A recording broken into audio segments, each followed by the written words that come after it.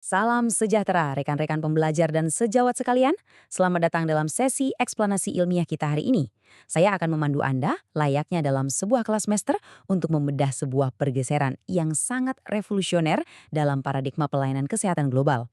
Selama beberapa dekade terakhir, kita terlalu terbiasa dengan pendekatan satu solusi untuk semua. Namun hari ini, kita akan menelusuri sebuah perjalanan molekuler yang transformatif. Kita akan melihat bagaimana tumpukan data genomik berskala masif dapat diterjemahkan dan diinterpretasikan langsung di tepi tempat tidur pasien. Inilah esensi fundamental dari kedokteran presisi.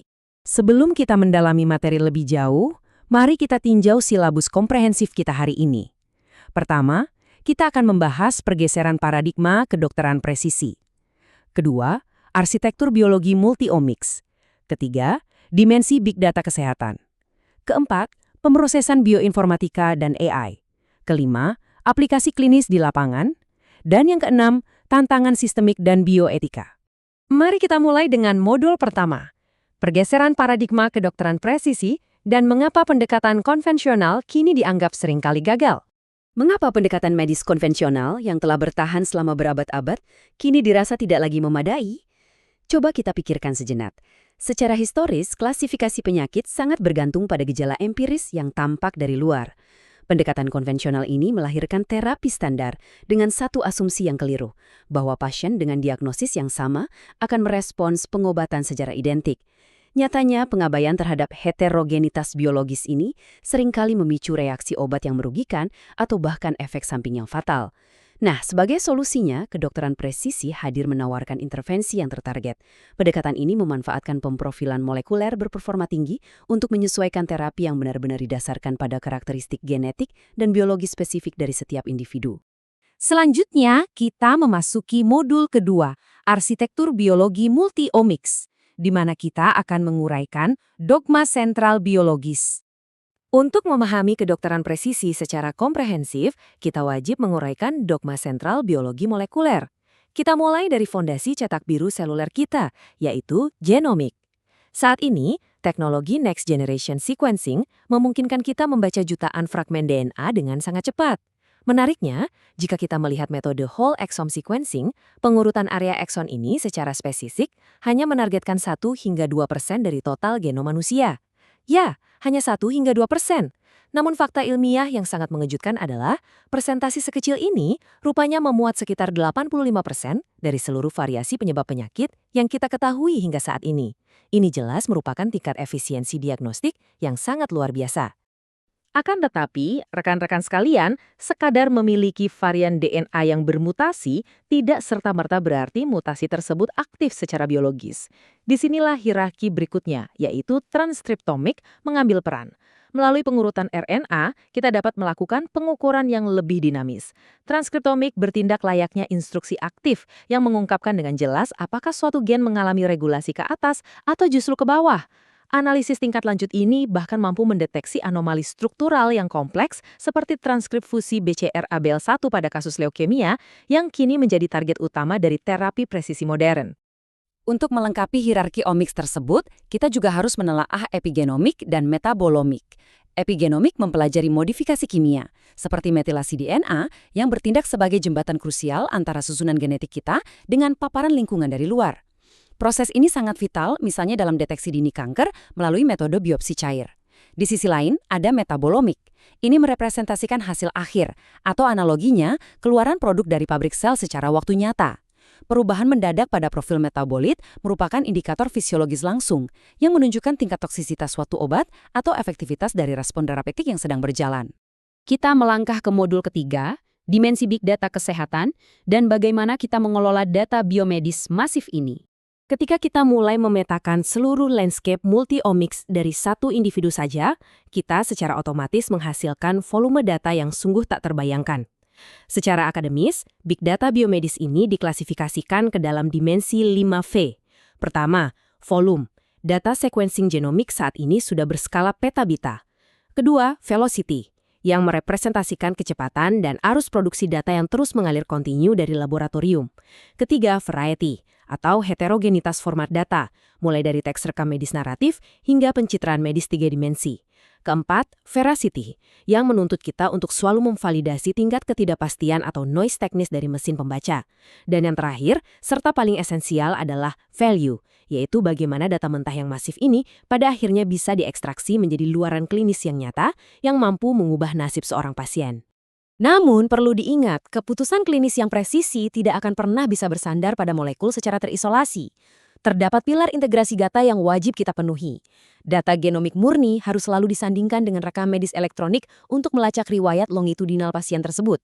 Kemudian data ini dikorelasikan dengan radiomics, yaitu ekstraksi fitur-fitur penting dari pencitraan medis.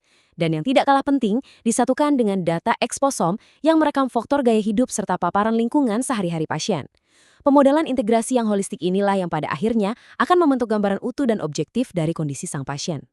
Hal ini membawa kita ke modul keempat, pemrosesan bioinformatika dan AI. Bagaimana kita beralih dari sekedar data mentah menjadi wawasan klinis yang aplikatif? Mengumpulkan data masif hanyalah tahap awal dari perjalanan ini. Selanjutnya, kita membutuhkan sebuah pipeline komputasi yang sangat sistematis dan ketat untuk menerjemahkan sinyal digital tersebut menjadi panduan medis. Analisis bioinformatika ini terbagi menjadi 3 tahap utama.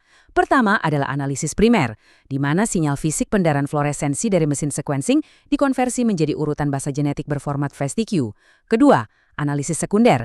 Ini adalah proses penyelarasan triliunan fragmen dengan genom acuan manusia untuk mengidentifikasi di mana letak persis variasinya, yang kemudian menghasilkan berkas VCF. Dan yang ketiga adalah analisis tersier, yaitu proses anotasi dan filtrasi yang ekstensif untuk menyimpulkan apa makna medis sebenarnya dari varian-varian genetik tersebut. Nah, tepat pada tahap analisis tersier inilah, kecerdasan buatan dan algoritma pembelajaran mendalam atau deep learning memainkan peran yang sangat revolusioner. Sistem AI dihadapkan pada jutaan mutasi genetik baru setiap harinya. Secara komputasional, ia akan melakukan referensi silang dengan berbagai basis data global seperti ClinVar. Kemampuan AI ini secara presisi dapat membedakan mana mutasi patogenik yang benar-benar menjadi pendorong sebuah penyakit dan mana yang sekedar varian genetik netral yang sama sekali tidak membahayakan fungsi fisiologis tubuh pasien. Selanjutnya, mari kita masuk ke modul kelima, aplikasi klinis di lapangan. Kita akan melihat implementasinya dalam bidang onkologi dan farmakogenomik.